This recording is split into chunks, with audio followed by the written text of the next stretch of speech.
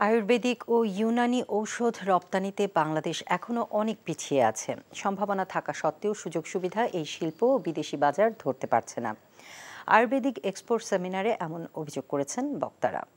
জাতীয় জাদুঘর মিলনায়তনে আয়োজিত অনুষ্ঠানে জানানো হয়, দেশে মোট 206টি আয়ুর্বেদ কারখানার মধ্যে এখন 150টির মতো চালু আছে। তাই পার্শ্ব প্রতিক্রিয়াহীন প্রাকৃতিক ঔষধের আন্তর্জাতিক বাজার ধরার জন্য এখনই কার্যকর পদক্ষেপ নিতে হবে।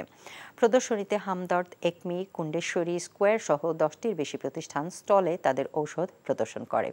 বাংলাদেশ আয়ুর্বেদিক মেডিসিন ম্যানুফ্যাকচারার্স অ্যাসোসিয়েশনের বামার সভাপতি ডক্টর হাকিম মোহাম্মদ ইউসুফ হারুন ভূঁইয়া অনুষ্ঠানে উপস্থিত ছিলেন।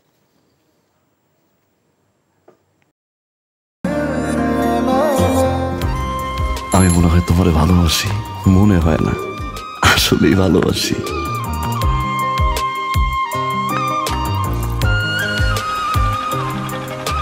আপনি যে আমাকে ভালোবাসেন আমি টের পাই।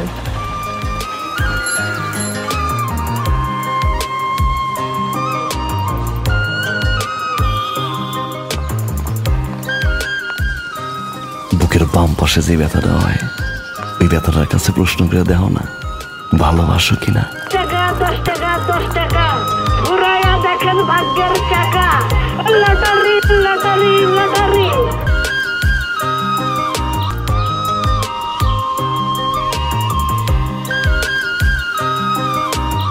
আপনি না চোখের যন্ত্রণা বুঝতে পারেন, বুঝে নেন।